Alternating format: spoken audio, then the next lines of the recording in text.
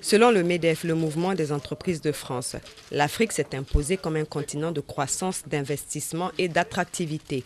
Propos étayés par le président Alassane Ouattara et ses homologues du Sénégal et de Tanzanie. Le chef de l'État a démontré, chiffres à l'appui, que la croissance moyenne du continent africain est estimée à 5% et le taux d'investissement direct en Afrique a doublé en 10 ans. La France, partenaire privilégié et investisseur de premier plan, occupe une place importante dans ce processus. La France demeure un partenaire privilégié de notre continent. La Côte d'Ivoire salue la volonté de la France de renforcer sa contribution au décollage de l'Afrique et de l'Afrique francophone en particulier.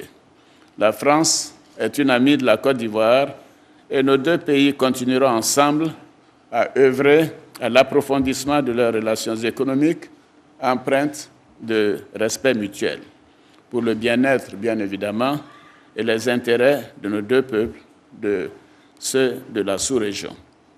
Je voudrais affirmer que l'Afrique a tant besoin de la France que la France a besoin de l'Afrique pour construire un monde plus juste, plus équitable et plus fraternel. Le président français, François Hollande, propose un changement d'approche vis-à-vis de l'Afrique. Il promet mettre à la disposition des pays africains 20 milliards d'euros pour les projets de développement dans les 5 prochaines années et doubler les échanges commerciaux avec le continent.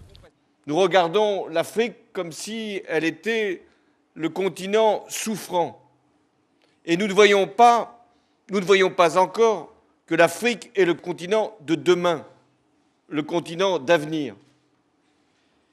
Et qu'il y a là une opportunité d'abord pour les Africains de s'en saisir, pour marquer encore davantage leur affirmation, leur volonté, leur capacité, mais une opportunité aussi pour les grands pays industrialisés de venir investir en Afrique.